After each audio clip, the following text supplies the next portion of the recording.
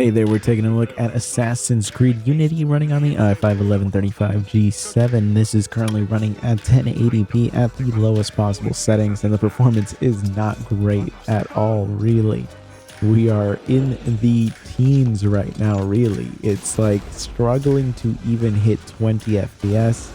It's not going to be a playable experience. 1080p is, again, constantly the crux of this APU. Or I guess CPU.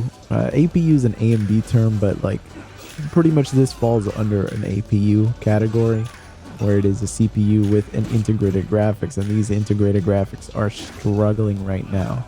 You can see it is at 100% usage. The CPU not doing too much there, at least not all the cores. Of course, 2 cores are probably very utilized right now. 1080p just seems to be completely out of the question here. We're just struggling to get through any of this. I mean, you could play it, but it really, in a lot of ways, looks like you're watching like a stop motion animated movie. It's kind of weird. It's unsettling in some ways, so I would not recommend playing like this.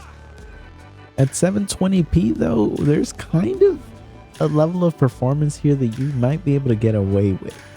Now, it's hard to really say that when you look at the 1% lows of 14, but overall, this game, I mean, maybe it is, my judgment is being clouded here because I played this on the original console it came out in, and it might as well have been performing exactly like this, but you can get away with playing the game for sure.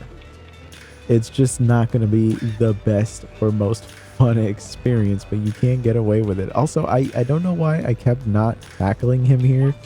I kept trying to do that. I just was incapable of doing it.